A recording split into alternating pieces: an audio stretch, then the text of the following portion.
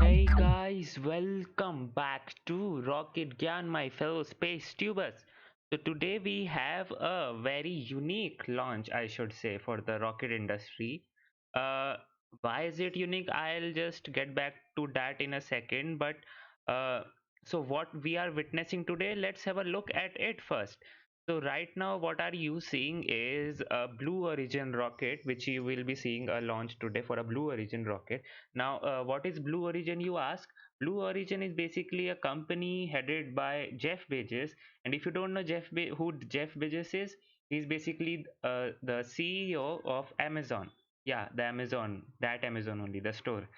So yeah, this is his company, and the goal of this company, like SpaceX, revolutionized space industry by bringing down the cost of the rocket. This is aimed at revolutionizing the space tourism. As you can see here, the Origin vision is a future where millions of people are living and working in space. So it is basically enhancing the human spaceflight capabilities by bringing down the cost as well as promoting space tourism. That's what it is, and that's what it will do.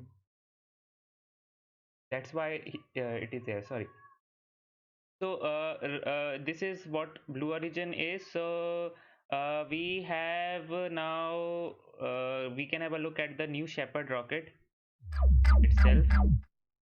So here we have. So before getting on to what the this is how it looks like. This is a basic overview of it. It's a very unique looking rocket itself. But before going on to what its configuration is, let's have a look at its engine. So here we have, this is the engine BE3 is the name of the engine which it uses. This is how the design looks like, and in this we have liquid hydrogen and the liquid oxygen as its fuel. And basically you can say this is developed by Blue Origin itself. No Russian made, nothing. It was developed in uh, US itself, and that's what it makes it unique.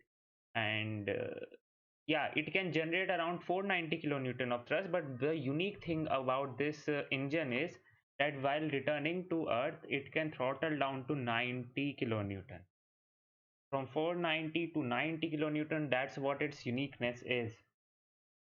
और यहाँ पर you can see that uh, that's what we have in there for this first stage. This rocket does not have any stage. Basically has a booster only, and that's it. And this is the upper variant they have made, but they aren't using it for today's launch. And this is just they have made it, and it will be used in other rockets which will go into space and to the orbit. This rocket is not going to the orbit, so that's the thing. Let's have a look at the profile itself now.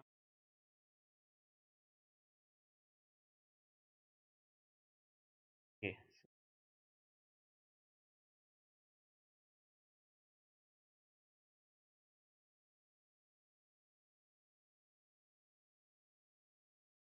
okay, that's it.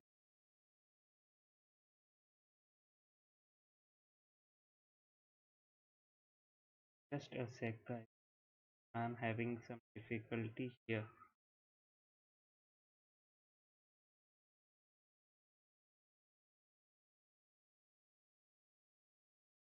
Okay, no worries. Let's me just pull up. There we go. Okay, okay. So now we can have a look at the new Shepard rocket itself. So here we have this. This is the mission profile which you will see once we have the liftoff from the rocket launch pad only. Then the unique thing about this rocket is the suborbital trajectory it will follow. No orbit will be achieved by this rocket. This will be a suborbital flight where it will just go up and then straight down. That's it. But yeah, there will be landing like SpaceX does it, but that's a orbital class rocket, and from orbit it not that's an orbital class rocket, but it also does not achieve the orbital trajectory. But suborbital trajectory wherein the range is larger in that. That's the difference. And here we don't have that. It will just go straight up and then come down near the launch pad only. So as you can see, it will go we will have a liftoff, then the separation of this module. This module will carry all the experiments, everything which people need to have in the zero gravity. Zero gravity itself is a resource, right? So whatever people think that they can perform experiment in zero gravity, that's what it will provide. So there will be some time for free flight in which the capsule will experience zero gravity. So at that time, the experiments can be performed, but the booster stage, which will separate, it will just go on, and then finally it will deploy the drag brakes and all, and then landing. And the capsule will also, after achieving some free flight, will also come and land near the launch pad with its parachute.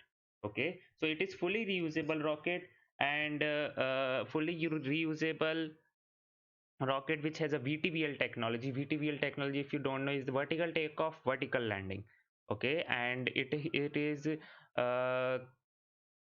yeah, fully reusable. As you can see, the booster stage lands, and the upper stage also, it's not an upper stage, but the module also lands safely. So it is fully reusable, and today they are having the launch of the seventh consecutive flight of some booster. So this will be a record which will be made today, a booster which will be used seventh time today, and with the refurbishing and all. So that's the thing. Precision, yeah, it is 3D printed and all. So here we have, this is interesting now, guys. As you can see, ring and wedge fins. Now as you can see here, we are seeing some ring structure here, right? So this is engineering, what we call. Now why is it given like ring structure? So that the center of pressure can be uh, passively controlled. As you can see here also, the moving the center of pressure to help control descent. So making this ring structure basically provides a control point wherein they can control the descent of the rocket and finally land it properly. Then we have the wedge fins. These are the wedge fins. These are also used to aerodynamically control, like as in the the SpaceX grid fin, somewhat kind of function this does. And then we have the drag brakes. Now these are not grid fin, these are just brakes, nothing else. It will just provide drag so that the air can stop it mostly. And then we have the engine, as we all know. Then we have these fins. These fins are basically used for controlled ascent as well as descent. During descent it performs kind of like grid fins of the SpaceX. And then we have finally the landing gear. So that's the thing about it. Now what it is having inside the today's mission of, as in it is mentioned as NASA's mission, right?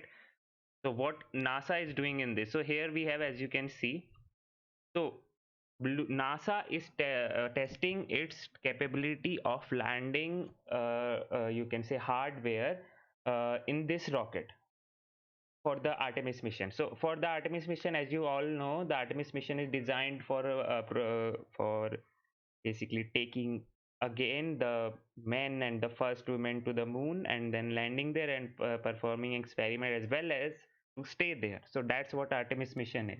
And to test the landing hardware, today the new Shepard rocket, I should say, will be testing it. How it will testing it? Basically it will have, as you can see here, if you can see here, we have this installed here, descent and landing computer we have, navigation Doppler lidar we have, terrain relative navigation we have. So why is it necessary? Because in the on the moon there is no landing pad or something like that. Okay, so it has to come to a standstill above, or you can say it has to find a proper location to land without any problem, without any, you can say, rocks behind or something which can topple the rocket. We don't want that, right? So that's what it is testing today. And I don't know whether it will have any if effect on the rocket itself. Basically the this thing will if I am not wrong, what I feel is this testing thing will only take the data, as in if it is working properly or not. Imagine it this way: they are testing the software. You can say software and the hardware, if it is working properly or not. Taking the data points, and then only in the computer, not affecting the rocket. Only in the computer itself, they are just managing and controlling where it should go, how it should land, and what it should avoid, so as to have a proper landing. That's what they are testing. Because we don't have a propulsion system yet, but we do have the software and the hardware to make. Basically, hardware, what I mean by hardware is the sensors. So that's the thing they are going for today. So now we can have a look at the you can say, we have the stream or not. We can have a look at that, and hopefully we. Okay, so we are go for launch and they are go for launch. Yes, they are go for launch. We are not having any cancellation for today. That's a really good thing to hear. Now let me just make you see one thing which I found very uh, cool. Is this inside look at our completed mission control of the New Glenn rocket factory. So New Glenn rocket is their heaviest rocket which they are building. Basically it's comparable, not exactly comparable, but yeah, it is comparable to SpaceX Starship. It is a super heavy launch vehicle which they are making, and this is their inside look of their factory. Still have a green board. T-minus 10, See how it is cool. Caution around this tube, PTR that has high. 9, Like copies and curves. Booster, give us a quick overview of yours. B-30 said that they're okay. Backpack tempo come down. See how cool is this? All the lightings, 5, computers, panels. 4, Like we have no special Command engine start. issues to approach 2, ground clearance to have this 1. We have ignition.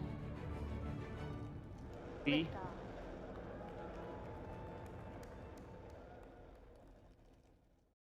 Engineering this said for out-of-sequence this start, is very still have cool, a green right? board. T-minus 10. And I genuinely liked it a lot, because the thing is, why not I have to go. It was like, after seeing that place, I was like, I should just go in there and just feel the vibe and enjoy the view. It was so beautiful and everything. So yeah, that's what I wanted you to see, which I found interesting. Now let's just have a see if we have the launch right now or not. The stream, I mean. We do have 5 minutes more for the stream to come live. Okay, so till then, no worries for that. Just had one more thing. Okay. One more thing I can make you see is this.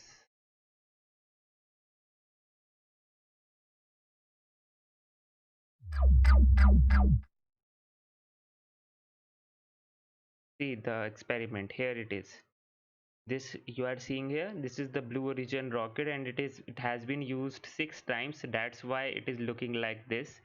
But yeah, this is the design also they have, but obviously it is not a refurbished new one, so that's why it is somewhat looking like toasty, but it's okay. So this is the computer or the hardware they are using.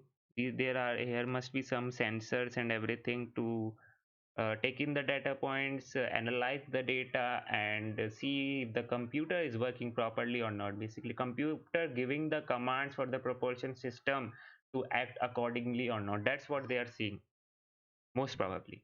I may be wrong, but yeah, that's what I feel. So we hi Vipul Sharma, hi Vamsi, and hi Drexper. How are you all? And once we have the stream, we will switch over to that. Also, I have an account on Patreon. If you would like to support me and in what I do, I host every live stream that every launch that happens in the space industry, and on this channel only. So it's a one-stop solution for everything.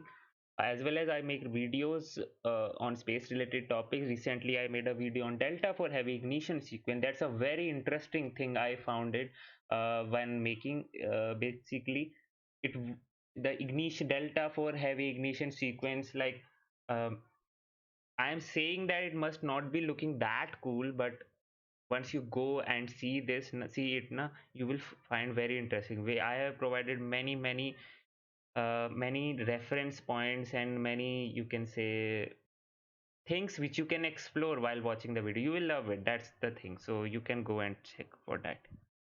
Let me see if we have the theme or not.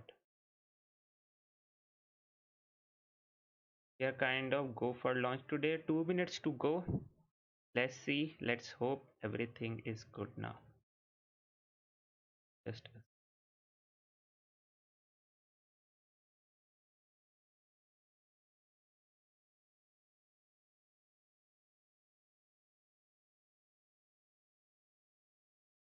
so guys, if you have any questions for me or you want to ask anything, you can just type in the comments or in the chat box, and I'll make sure if I can answer it, I will definitely answer it and provide you with the answer. So I didn't talk about the payloads which it is carrying, the experiments which it is carrying. Basically, it has some multiple experiments which it will be carrying. There won't be any humans in there. It is designed for human, basically promoting the space tourism. That's what I said. But it won't be carrying humans this time. It will be just carrying the experiments to control experiments to perform in zero gravity, as well as the NASA landing hardware which it will test. And yeah, that's the thing.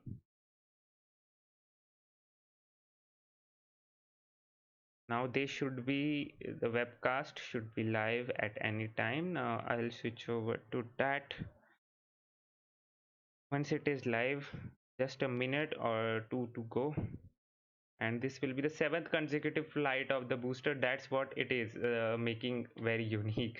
And Blue Origin does not have many launches. This is a very rare launch which you are seeing, and the very unique also, because this is not an orbital going to the orbit rocket.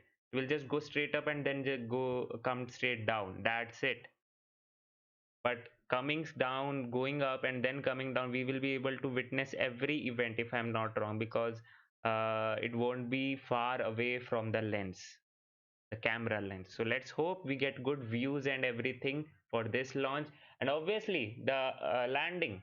Let's hope everything is performed correctly today and we will have the uh, good thing to watch. Just waiting for it to come live.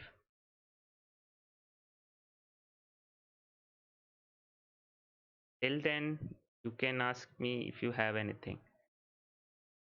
Ah, here we go.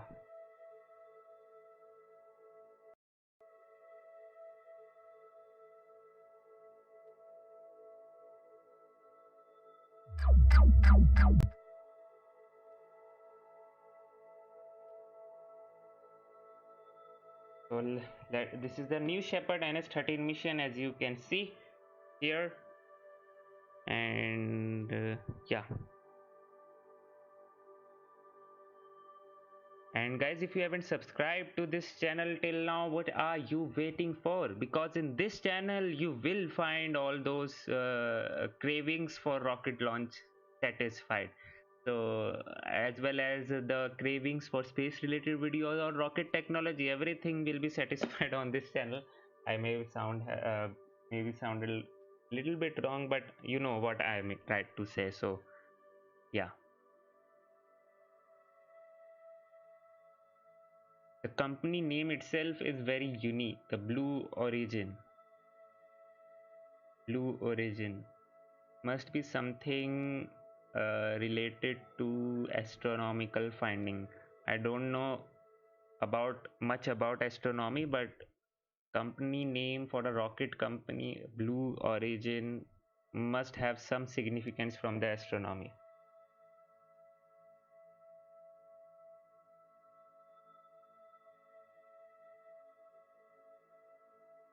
Let's just see when it live. We are 33 minutes from the launch, as you can see, and let's hope we are there. So, hi, Luis Carter, how are you? Good afternoon to you. We are here to witness the Blue Origin's weird launch of, I think, this year. I don't think so. They will be having another launch for this year at least. The last time they had a launch was in, I don't know, but it wasn't in this year. So let's hope everything goes fine today.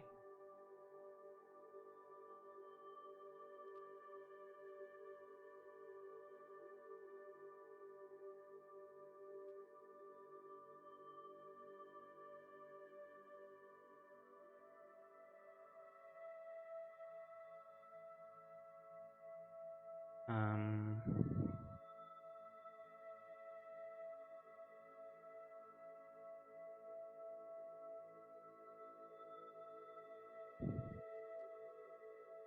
okay.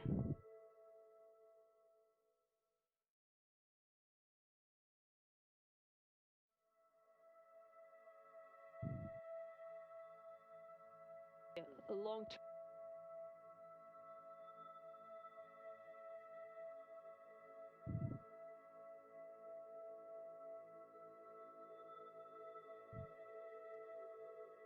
Okay, let's hope we are having the stream for today. Let me see if there is something, everything all right or not. I hope everything is good for launch.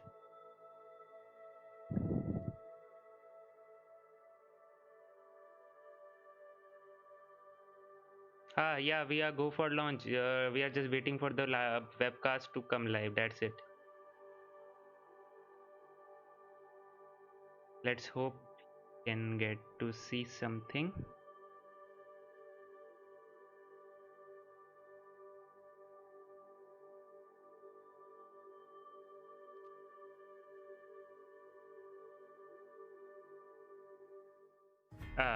There we go finally. The human need to explore is deep within all of us. Up to the stars, perhaps from a rocky moon or colonies floating in open space, they'll remember this time. When they reflect on where it started, they'll remember this place. And when they honor those first explorers who said, "Let's go," this is Blue Moon. So basically, they are focusing more on moon, Hello, everyone, Artemis and mission welcome and to moon today's live landing. webcast of New Shepard's 13th flight to space. I'm Caitlin Dietrich, and I'm joined by my co-host, my buddy Joel Eby here. Hello, Caitlin. Hey, Joel. Thanks for having me. As the resident creative at Blue Origin, I'm usually on the other side of the camera, but I'm happy to be here today. Yeah, that's right. And Joel, we're going to love seeing a lot of your designs fly to space today. You can thank Joel for that big, beautiful feather on our rocket. And of course, we're here in front of our Blue Moon lunar lander in our Kent, Washington headquarters. As you can see, it's very fitting because this mission is all about testing technology to land on the moon. That's right. Exactly. And as you can see, Caitlin and I are being very safe today with our divider here. And everyone on the mission is following very strict guidance to mitigate any kind of COVID-19 related risks. They are having any Down in divider West or what? Texas, we I have can't see it. essential mission crew only for the mission. And that's why we're here on WebEx today. Hopefully no technical issues today with the broadcast. Knock on wood For us, for sure. And the team has done a great job getting the rocket ready. We took some extra time, which is always a great idea, to make sure we're good to go today and everything's looking great for launch. And to open things up, we wanted to play a special message from our CEO, Bob Smith, who I caught up with earlier in West Texas. So let's roll it. Hi, Bob. Welcome to the webcast from West Texas. How's it going down there? Thanks, it's great. Down here in West Texas, we're in our Mission Control Center, getting very close to flight. This will be our 7th flight of this particular booster. So we're excited about that, as well as all the great experiments that we have flying on this for the first time. Awesome, awesome. Well, we have 12 commercial payloads on board today, and one notably, of course, is our first experiment to ever fly on the booster. So could you tell us a little bit about that? Yeah, glad to. In addition to getting all the kind of experience that we want to go fly humans, which we're getting very close to doing, we've flown over 100 different payloads on New Shepard. This one is a little bit different in that we're actually going to be flying not only in the crew capsule, but also be flying actually on the booster itself. And in this case, we're going to be flying some lunar lander sensors, some sensors that give us some great understanding of how we do precision landing on the moon. This is something different than what we've had in Apollo, where they didn't have those technologies. Now we can land very closely and position things all in one area. So it's an exciting ability to use that New Shepard vehicle as a test bed, so it does many of the same things as what you see behind you there with a lunar lander. It's a great day for us to actually try that new type of experimentation on the outside of the booster. So Bob, any final words for Team Blue as they prepare for launch? Well, I'm looking forward to the launch. The team's well prepared. The vehicle's in really good shape.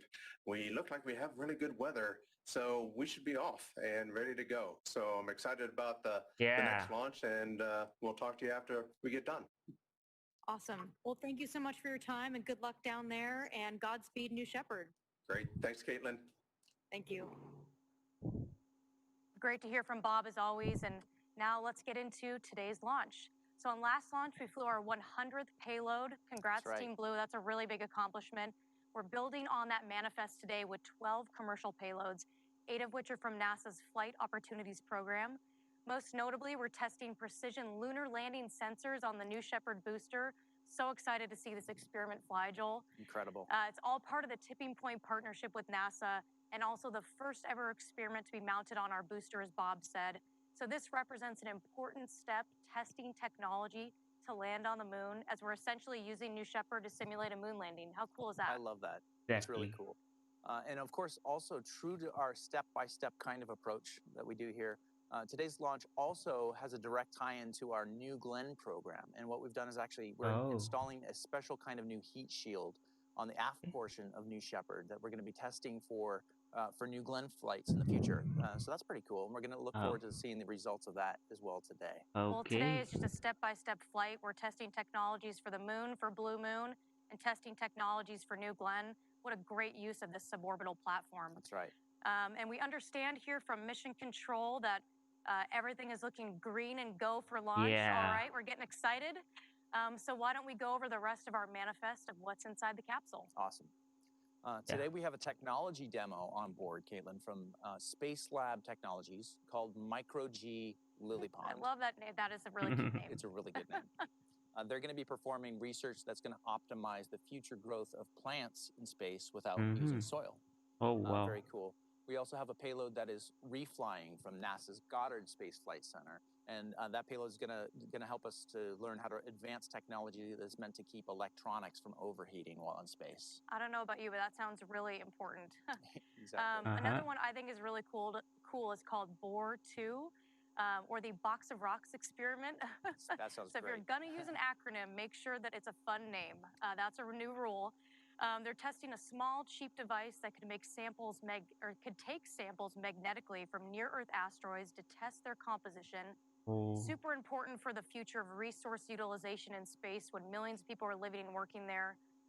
Lots of different types of asteroids and materials out there we can use. And as Joel mentioned earlier, some of our customers today have been with us for several flights. Thank you so much for flying with us today again. Some are reflying. Some have been with us for 3, 4, even 5 flights. And what they really say they love about New Shepard is it's a platform that you can easily iterate. You know, you can go fly again, either, to advance your science or technology suborbitably or your commercial application, or you can take, your testing that you do in suborbit all the way to the ISS or even on a planetary mission. So it's just a really great platform for that. All right, let's check out the clock here. We're at T-minus 23 minutes and 50 guys, seconds. thank you so much for tuning in. We have Borja Montoro. Hello, how are you? Hi, Ken. West Texas launch? Yes, it is. And Paul Fox says, hey guys, good luck for today. Yes, fingers crossed, and let's hope we have a good launch today. I wanted to show you a quick video to explain a little bit more about how the technology works from those brilliant engineers at NASA and Blue Origin working on it. So let's roll it. Okay. Tipping Point is a payload that we've been working together between Blue Origin and NASA, so it's really interesting collaboration. It's tied into the work that we're doing in terms of getting NASA and America back to the moon. So we're taking the best of NASA sensor developments across the agency, taking one or two commercial offerings, putting them on the propulsion module of New Shepard. Wow. And what's really valuable with the propulsion module is coming all the way back from space and doing a propulsive landing, which is very akin to what we want to do with the lunar lander. So we're replicating landing on the moon using New Shepard. We've generated maps of West Texas and put them into the terrain relative navigation software, so it'll be navigating relative to that. And we'll also then get this range and range rate from the LiDARs that we can compare to our GPS data. Okay. This tipping point flight is a great showcase of the propulsion module as an active testbed for landing sensors. This is really the first time that we've put payloads right on top of the booster. It's going to be fully exposed to space.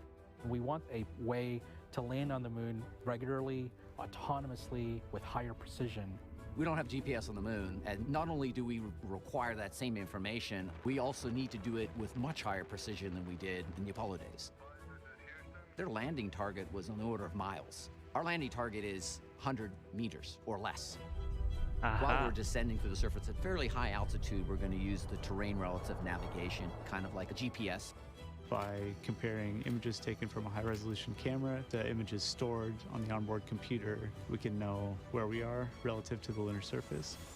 Then I switch over at a few kilometers above the surface to the LiDARs that are then going to be giving me range and range rate directly to the surface. This is technology that's been matured by NASA for, in some cases, 10 to 15 years. And so through this partnership, we can take those technologies, demonstrate them with the idea of infusing them into our future products. And this particular experiment is going to help NASA land on the lunar surface faster, safer, and repeatedly. Okay, that's cool. Huge props to the team at Blue. It's been working so hard to integrate this experiment. No, absolutely. And this is such a great partnership between Blue Origin and NASA. And earlier, our very own field reporter on this launch, Ariane Cornell, caught up with NASA Administrator Bridenstine about the launch today and our next steps to go back to the moon, this time to stay. Let's check it out. Well, hello, Administrator. Thank you so much for joining Tim us. Really Bridenstine. appreciate it. Well, thank you. It's good to be here. Why is going back to the moon so important? Well, there's so much left to learn about the moon, and not just how much we can learn, but also what we can do from the moon that advances science. The moon represents heliophysics, the study of the sun, astrophysics, the study of deep space. It also represents planetary science. We need to go to the moon so that we can learn how to live and work on another world for long periods of time, because we have an agenda to get to Mars. And we're very excited about all of these opportunities. Well, how are our commercial programs, suborbital programs like New Shepard, helping NASA achieve its missions?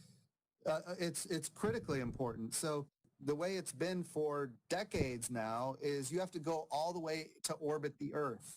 And of course, that's tremendously expensive to launch a rocket to the International Space Station, dock, and then do your experiments there. But if we could launch suborbitally and have maybe 5 to 10 minutes of microgravity where we can actually test technology and do training and do scientific experiments. And the fact that, we have these commercial providers like Blue Origin that can fly into suborbital space and help us test these technologies. It's an amazing relationship, and of course, critically important to accomplishing our mission. Well, at Blue Origin, we have kids draw their visions for the future on postcards, and we're going to be flying those on New Shepard along with the other payloads. I'm curious, if you could draw on one of those postcards, what would you put? What is your vision for the future? Well, I'll tell you this. I would. There's no question. I would draw my family. Most important thing in my life is my family. The challenge is I might have to draw them as stick figures. My artistic capabilities aren't quite there, but I would definitely put my family on a postcard and send them to space and dream about a future when humanity is going to be living off the Earth. Thank you so much for joining us. We really appreciate it. It's been a pleasure, and thank you as always for your support. It's been my pleasure, and let's go New Shepard. Let's get this mission accomplished and see what great things come from it. You can just really see how passionate NASA is about going back to the moon, just like Team Blue, all of us bleed Wow, blue out just see there. the view of the And of course, capsule. inspiring the next generation who'll be carrying the torch, one of the most important things we can do here. That's right. Ariane also was able to catch up with NASA's technical lead, Caitlin, for the experiment. His name is Dr. John Carson. Let's take a look at that conversation. All right, hello, John. It's a pleasure to have you on. Thank you so much for flying with us on New Shepard. Absolutely, yeah. It's my pleasure to be here, and I'm looking forward to flying on New Shepard as well. Why don't you walk us through your sensor experiment today and how it works? So the system provides precise navigation information to a spacecraft that can be used for onboard that spacecraft for determining intelligent maneuvers that then can enable that spacecraft to land very precisely within half the distance of a football field roughly to the location that that spacecraft is targeting for landing. So the sensors include multiple LiDAR, which are laser-based sensors, a camera, as well as something known as an inertial measurement unit. We're testing this for lunar missions. Obviously, New Shepard for the moment is just going to be landing back here on Earth. How is working with a suborbital rocket helpful for your testing? We've got a rich history of leveraging these platforms, which include not only rockets, but also helicopters and aircraft and terrestrial flight platforms. We use these to go and test our integrated systems at conditions that are much closer to the actual lunar or Mars or other landing trajectories than we can get just doing things in a lab. So that allows us to mature the systems, test them integrated together, and then revise. We learn from these things. It allows us to revise the technologies, further improve on it, then go on and test it again and go right back to the labs. Bigger picture, how do you see your sensor research and experiment today supporting other programs beyond the moon? So they just kind of go back actually to the Apollo missions 50 years ago. So then they had to rely exclusively on the best processor and sensor that we have. That's the human mind and the human eye. So these LiDAR-based sensors, they're active sensors, they're able to see things that the human eye can't easily discern. For human missions, these sensors give that additional situational awareness that the human eye can't easily detect. So for robotic missions that do things fully autonomously, likewise, this gives those systems that kind of perception. And then we rely on advanced algorithms on that multi-core processing system to then detect those hazards and avoid them. Thank you so much for your time. We really appreciate it. Best of luck with your experiment and your research. We are so proud to be contributing to it. Yeah, thank you again, and best of luck to you all on the flight as well. So we're Thank you very so glad to be part much. of this. So yeah, 15 What a minutes, great and Ken conversation, says he's only 650 miles away from the launch site. Okay, so that's the thing. You might be able to see something of it. Let's see. So this is where the avionics and sensors are housed for this experiment. It's a new location for our customers that they can use to expose their experiment to the space environment. So let's take a look. Hey guys, I'm here in our Kent, Washington headquarters in our factory where we build New Shepard. And I want to talk about our exciting payload on NS-13 from the NASA Tipping Point program, the Lunar Landing Sensor demo that we're going to put on our rocket. This demonstration is really important because in order to go back to the moon to stay in a sustainable way, we need to be able to precisely land cargo and even people on the lunar surface in a specific location. So New Shepard is essentially 4 pieces. It's the crew capsule on top that holds the 6 astronauts on their way to space and back. And then the booster is about 3 big pieces. You have on top the ring fin. In the middle, the biggest part is the tank that holds the fuel. And then on the bottom is the aft portion, which houses the avionics and also the engine. Okay. This is the ring fin. It's the very top of the rocket. It sits on top of the booster, and it essentially cradles and holds that crew capsule with the astronauts. So the star of the show for NS-13 is our Lunar Landing Sensor demo. I'm going to show you where it's mounted on the rocket. So right here, this is called the fin box. This is where we'll mount the LiDAR sensors. And on the interior of the ring fin here, and on the top of the LOX tank of the booster, we have what we call the dance floor. And it's a really great location to put avionics for any type of sensor experiment you're going to do on New Shepard. So the reason that we put it on this component may or may not be obvious, but because it juts out a little bit from the rocket booster, it means that the sensors can look back down and have an unobstructed view of Earth, so they can send their signal, receive it back, and then calibrate their location. So now that you've seen the sensors, you can tell that we're basically using New Shepard to simulate landing on the moon. I think that's pretty cool. Aha. Okay. But yeah, they obviously be just testing the data points and That if is it is pretty working cool. correctly. That's a nice little tour you took us on there, Caitlin. Thanks, it was fun. All right, everyone. Thank you for joining us live today. We are now at about T-minus 12 and a half minutes until New Shepard's 13th launch to space. Caitlin, this is actually the 7th launch for this booster, isn't it? And this capsule. That's awesome. So that is a record for this vehicle. Great job, Team Blue. I mean, that is real operational reusability and work. That's right.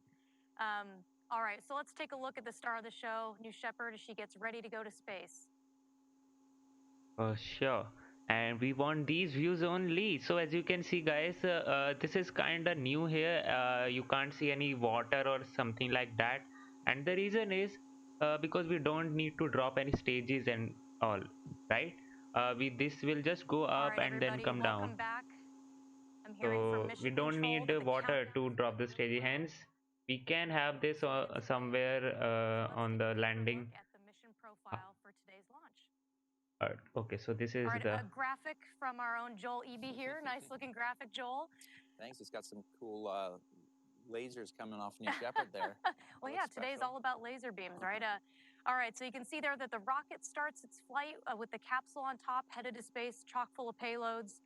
Near the top of the flight at about 75 kilometers, the capsule separates from the booster after main engine cutoff, or MECO.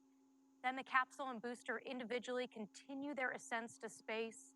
On this flight, that should take about 2 minutes and 41 seconds. And then both craft reach their apogee over 100 kilometers. Very important over the Kármán line. This is around 4 minutes into the flight. So that BE-3 engine really gets that rocket up there pretty fast. So after hitting apogee, the booster starts to make its way back to the landing pad. This is where the lunar landing demo and those lasers that you pointed out, Joel, really start to go to work, calibrating their position as it descends from space.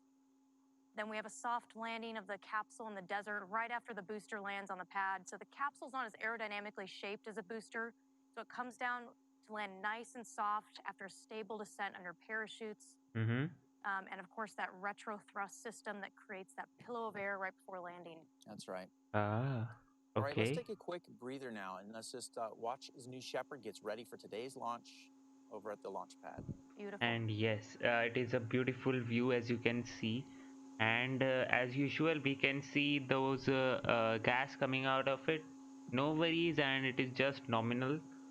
It is just like all right, everyone, welcome back, and thanks for joining us for New releasing Shepard's of flight pressure to space that is building inside the now. tank. We're at T-minus 9 minutes and 53 seconds. I think that's terminal count here.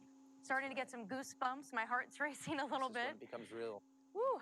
So we've been talking a lot about payloads, but we all know New Shepard was designed for human flight from the beginning. So when we combine the two, we give researchers the opportunity to fly with their own experiments. I mean, that makes perfect sense, right? And what a great way to become an astronaut with your science and research with you on board. So universities, laboratories, NASA, and international space agencies are all leaning into this. It's what we call human-tended payload research. We can't wait to fly them. And once again, Ariane Cornell, she gave us a tour of the capsule, so you can see what the experience on board will be like for astronauts or researchers. So let's take a look. Welcome, guys, to the crew capsule. As you know, the crew capsule sits on top of the booster for its flight up to space. But why don't we check out what's inside the capsule? And the thing which you are seeing now, here, let's look the at some big of the key table. features, starting with the seats, of course.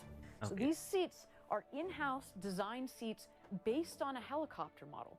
They're made through the scissor mechanism to be able to take out any extra forces, downward forces, as you come into land. The other thing that you cannot miss when you come into the crew capsule, of course, are these big, beautiful windows. These are the largest windows that have ever flown in space. In fact, over a third of the capsule are windows. 6 seats, 6 windows. Everybody gets a window seat. Next stop on the tour, the window sills. You see, Anything in the capsule that's noted as blue is what you can hold onto as you're floating around the capsule up in space. Last but not least, we've kitted out the crew capsule with a lot of cameras. We want you to be able to share your memories with your loved ones for years to come. What's so wonderful about the New Shepard system is whether you're a tourist like you and me and you want to go explore the stars or see your home from space, or you're an astronaut that works for NASA or another space agency, New Shepard's going to be your ride. It's looking so cool inside, but the thing is, the table kind of a thing which is you can see is a launch abort system. Yes, we are. It's a solid rocket And booster. as you know, we're actually getting really close to flying humans on New Shepard, which is very exciting. And we've been working very hard to verify the system and have just a couple more flights before we start to put humans on board. We're getting really close, and today's flight will be another step. And to prepare also, we've been doing astronaut rehearsals and going through the motions And for launch day. Anna says, I want to volunteer to be inside the capsule during test launch as well. If they have any program, I would also love to volunteer for that. Who doesn't want to go to space and enjoy the view from the space and see our home from the Earth? Once you get up to that tower, your heart starts to beat and you just feel like you're about to go to space. And then you get in that capsule, you sit in that comfortable seat, put your harness on like you can see those astronauts doing there, and they close the hatch and it's just you and your 5 best friends on that rocket getting ready to go. And I will just never forget that feeling. I was ready to go to space. I was ready to go as well. The most distinct memory, I think, for me was just sitting in the capsule and awaiting terminal count as you watched the mission control team and the tower crew do their final preparations. It was all just very, very real, and letting those moments really kind of sink in, and listening to the sights, listening to the sounds, and watching the sights out the window. There was something very surreal about it, and you become very contemplative as you're looking out the window and thinking about this event that you're going to go through that is really going to change your life. Yeah, and I think, you know, we have Capcom, who we were talking to at that time. They had a couple space jokes to kind of calm your nerves, which really helped. We're working on the jokes, but they were really good. Yeah, you can talk right to mission control.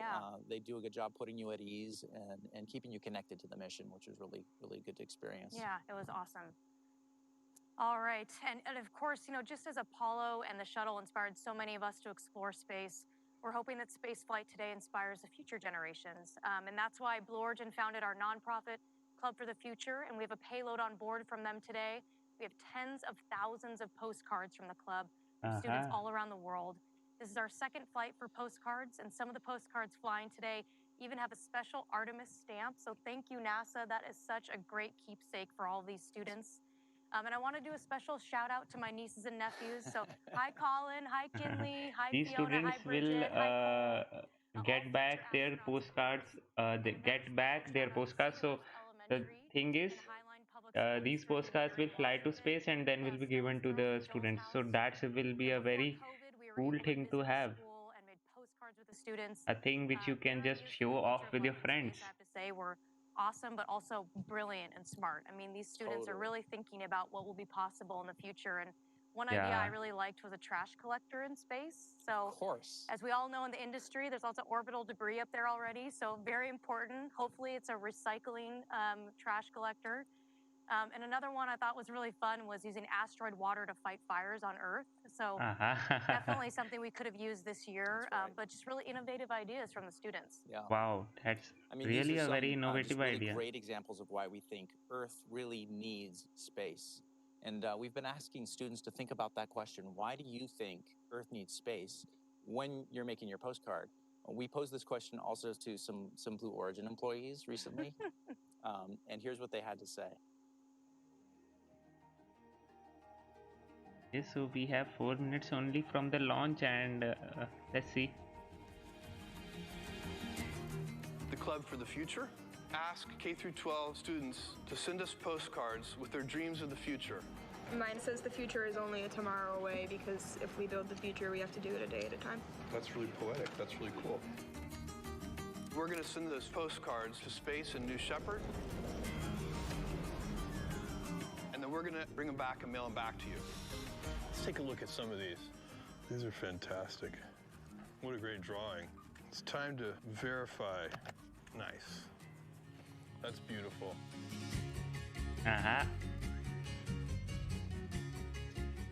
Why does Earth need space?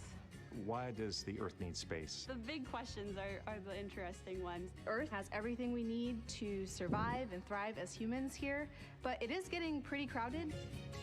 Humans have this need for exploration. We always have. I think it's in us. It's part of us. Earth needs space to spark innovation. To keep Earth healthy. For perspective. We can learn things that can help us sustain the Earth and the people that are living here. The mission here is, millions of people living and working in space, and that's what I wanted to contribute to. This is me being the first woman on Moon. And then in the background, you can see Earth, so we can wave to our families. Some sort of spinning colony. People call them O'Neill colonies, from a book written by Professor O'Neill. That's me working underneath there. You're gonna need space mechanics, right? What's something that you can invent that could be used for space, but also here on Earth? We can look back at Earth and see the beauty that we have and how lucky we are and how we need to treat the Earth and how we need to treat each other. There are more stars in the universe than there are grains of sand in all the beaches on the planet Earth. We can have 1 trillion humans in the solar system, which means we'd have 1,000 Mozarts and 1,000 Einsteins. Of all of the things in the universe, what you are doing matters. Reach for the stars. Thank you. It's this generation's job to build the road to space. So there was some hold in between, and all right. Well, thanks. Every time I see that video and watch the kids make their postcards, it's just really, I get a little misty-eyed. Exactly. And I don't know what was that, but there was some hold, guys. There was some hold in between. She loves to imagine what life is going to be like in space, and she's been kind of busy drawing some amusement parks and space colonies. It's really fun to watch. Awesome. All you students out there, send us your postcards and we'll send them to space on the next New Shepard flight. All right, there's our beautiful rocket there on the pad. So let's hope that it wasn't any problem for that. It was just built in the system, I suppose. I don't know, but let's hope everything is all right, and we can see the launch. We'll start to see some of the bit checks on the rocket. But there was some hold for 2 minutes. I don't know whether it was for okay. So that sound is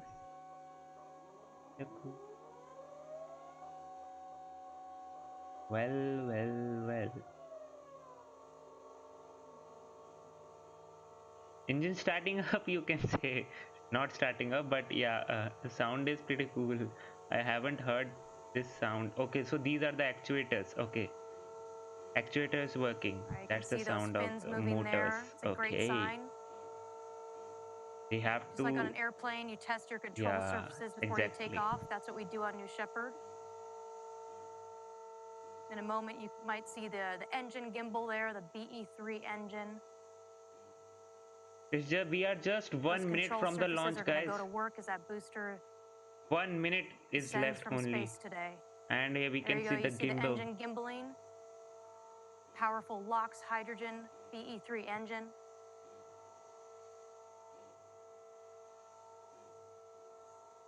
As if you haven't liked the stream till now, just like it, give it a like. All right, our hearts are racing over here. We're about T minus 36 seconds.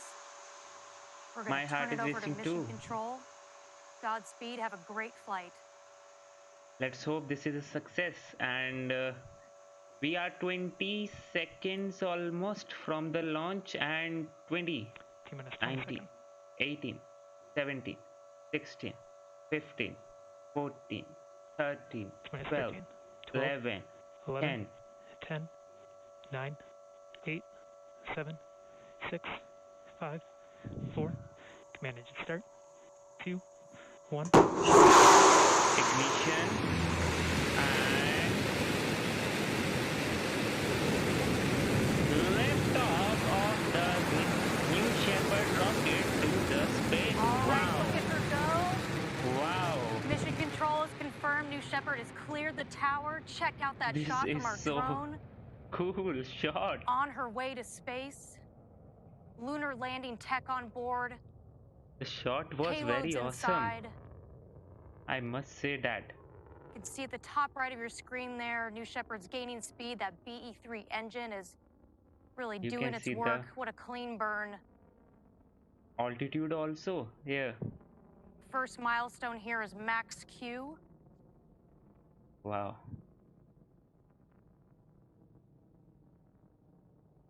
I didn't expect to have such a cool shot of the launch. That was really unexpected, but I love that. Really love that. And let's see now. All right, How looks does like it the go rocket has gone through max Q. So it has That's when the completed aerodynamic max Q. stresses are at their maximum on the vehicle. And if the rocket Next up, we're passes looking that, for MECO, or main engine cutoff, then just before separation. then you can say that it is structurally stable, and Beautiful burn on that BE-3 engine. we hopefully won't be seeing any rapid and Coming up on scheduled 1,000 miles assembly. per hour. Really very cool. Quick trip to space for New Shepard. But now the camera needs to focus, and we will lose focus for sure. Yes, Vamsi, max Q is the point at where you will experience the maximum aerodynamic pressure on the vehicle, and that after that the pressure decreases because the atmosphere there becomes lighter and lighter, right? The upper atmosphere is lighter, the atmosphere which is below is more dense. That's why there is one point at which the vehicle experiences the maximum pressure, and that's where what we call MECO. So max Q, and here we have the MECO, guys. There we we have go. the Looks MECO. like BE-3 engine is shut off. And hopefully now we will be seeing the separation of the capsule from the engine, and Speed's decreasing now. now the separation should occur. It would have been nice to All right, have I think the I see separation there. Okay, is it yeah, it would be difficult to see the yes, it is. We can see something coming out of it. Yes, Yep, we you have can start to see the distinct craft in your screen. Right about now, those experiments are getting their clean micro Gs. 3 to 4 minutes of hang time, gathering some great data. And at this point, if you were flying with us, you'd be able to get out of your seat, exactly, float around the capsule, do a somersault, high five your friend.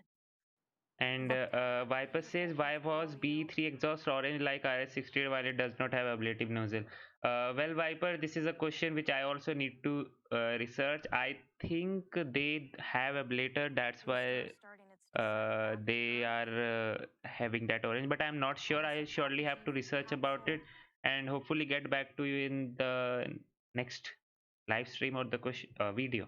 Obviously, I haven't done much research about the B3 engine, that's why. But yeah, we can see the separation of the All right, apogee. apogee has been reached. So what is apogee, you ask? Apogee is the highest point on the trajectory. Now officially an Now astronaut, my friend. we will see both of them falling All right, downwards. now the booster's coming back down. Those sensors are really going to work. As the booster makes its way back to the pad for that precise landing here in West Texas.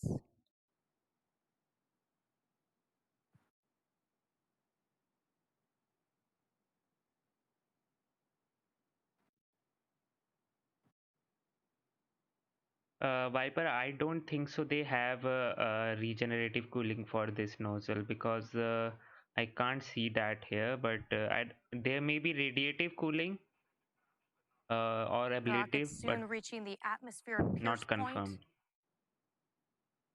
But seeing this is from when the rocket's pictures, returning from space and entering the atmosphere. Okay, so now those yeah, control surfaces wedge on the fins fins will are deploy. starting to have air pressure against them for the first time on its descent. As you can see, the speed is increasing. It is again falling down. The booster is The rocket falling will down. come back and land on the pad just 2 miles north from where it took off. And now the wedge fins will deploy, which will You can see provide there on the right hand aerodynamic of your screen stability. that booster's gaining a lot of speed. Exactly. Control surfaces really doing their job, keeping that vehicle stable. Now they have deployed.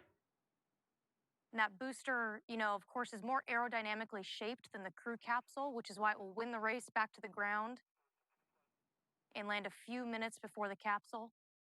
Okay. Which is great for the astronauts. They get a little more hang time up there. Yeah. You can see those wedge fins keeping the rocket stable. Of course, earlier we talked about that the LiDAR sensors are right below those fins on the fin box.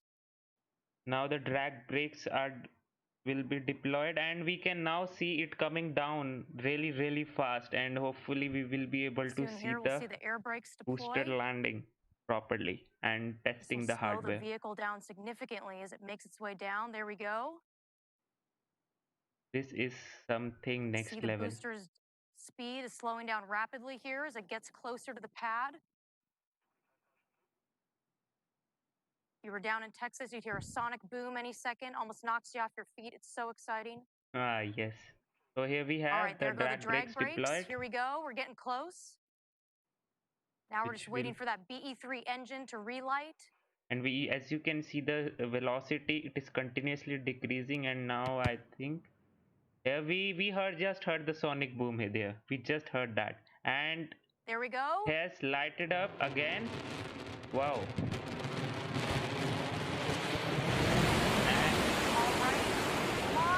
Shepard, let's go. It was able to. Wow. Wow. Look at that stability. Exactly. So stable.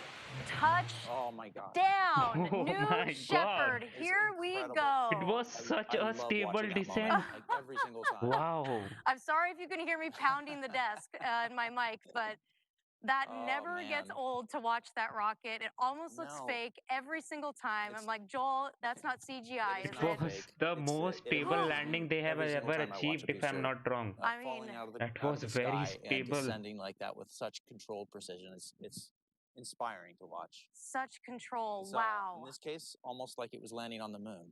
Yeah, and it landed on your feather there, Joel, right on the pad. Yeah, somehow it knows how to go back there every time. All right, well, I hope those sensors got some good data today. You'll see in a minute the vehicle here will start to vent. Now we are just waiting for the capsule also to have the touchdown. Crews are going to be out there soon to safe the vehicle. You can see the crew 7th capsule. landing for this booster. What an awesome record. Exactly. Every launch, I think I speak for our whole team here at Blue Origin, that you feel like you're a little part of history, being a part of this era. Oh my goodness, here we go. Here's the capsule. Looks like the mains have deployed. They're unfurling. We are having the drone. You can see the shot from there, and the speed on the capsule is decreased significantly with those mains out, 16 miles per hour. It should be. Now this part of your flight, if you're an astronaut, if you've listened to some of our previous videos, you'll notice that once those mains are out and you're just in a free fall, it's just almost silent. And it's this reflective, beautiful moment. Actually, the parachutes right before are the capsule way lands up. here, a retro thrust system will fire. This creating the a height pillow of the there. parachutes for this one I have seen is The capsule lands at about 1 to 2 miles per hour. This kind of long.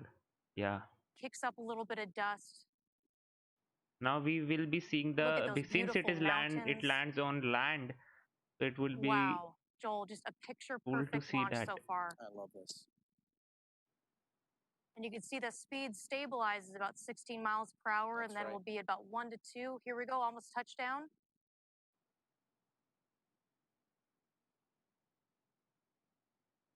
Beautiful shot from our drone there. Oh, yeah. 300 feet.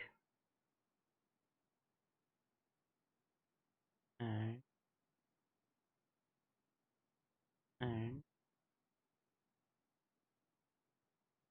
here we all right, go. and touchdown of the capsule.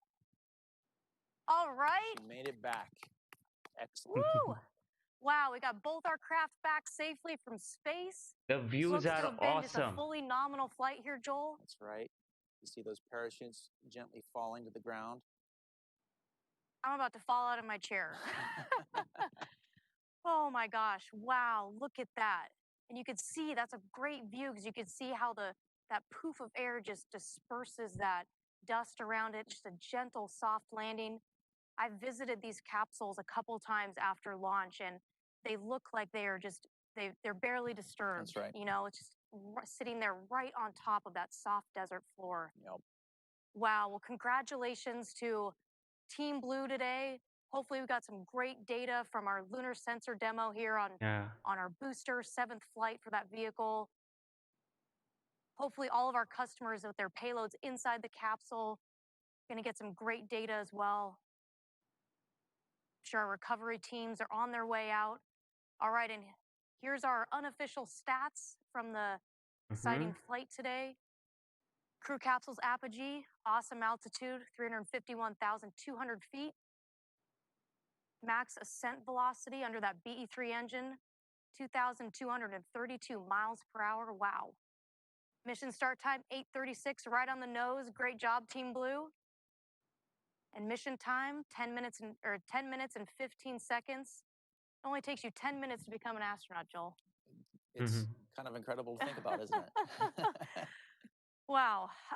Of course, we'll be looking at all this data from our lunar lander demo. I'm a little bit out of breath. This is really exciting, but it sounds like everything went well today. Perfect This flight. is a nice perfect day. cinematic view of Looks the like we capsule. almost landed down nicely in Shackleton Crater there on the moon. Yeah, look at that. A little bit more vegetation than you'd expect. Yeah. Awesome. All right. Well, if you were inspired today by what you saw, if you can't tell by the excitement on our voice, we love working at Blue Origin.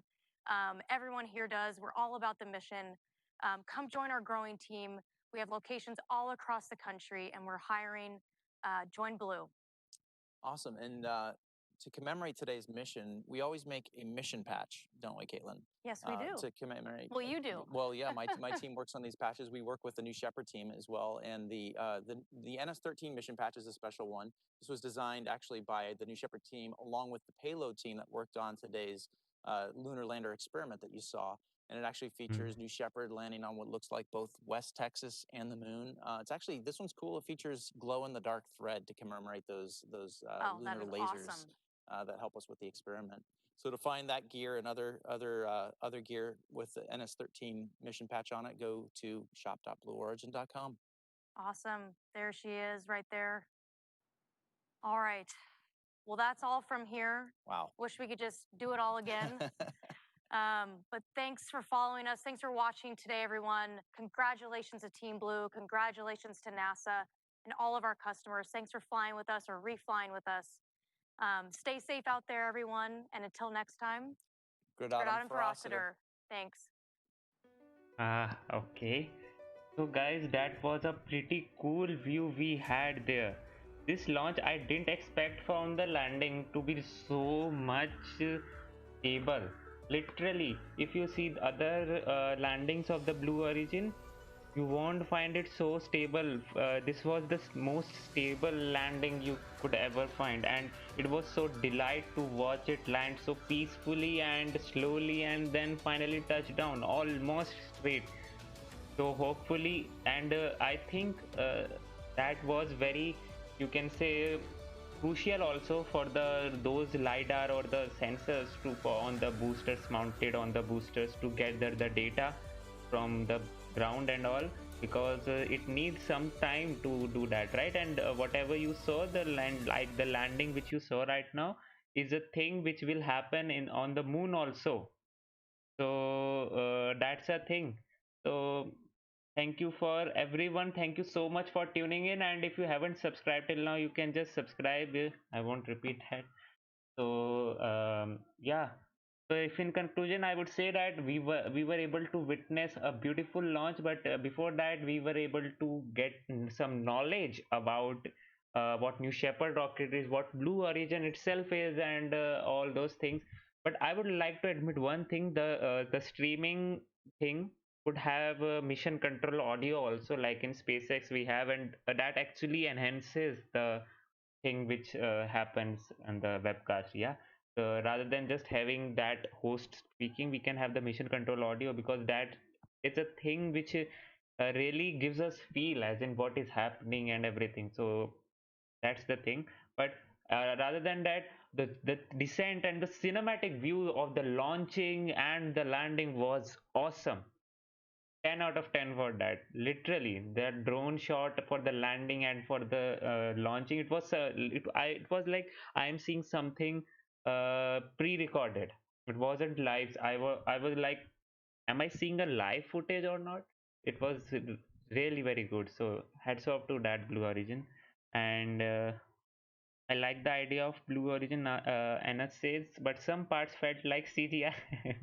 Exactly, it was so perfect. It was so stable that every some part was like CGI. Yeah, you are right.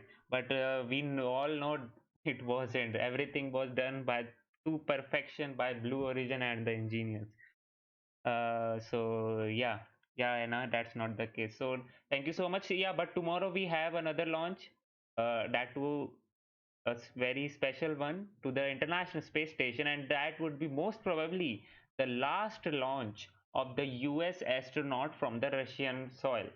Hopefully, that will be the last launch if the Crew 1, which will be happening afterwards in early November, is successful. Then that will be the thing which we will be seeing tomorrow will be the last launch of the Soyuz for the US astronaut.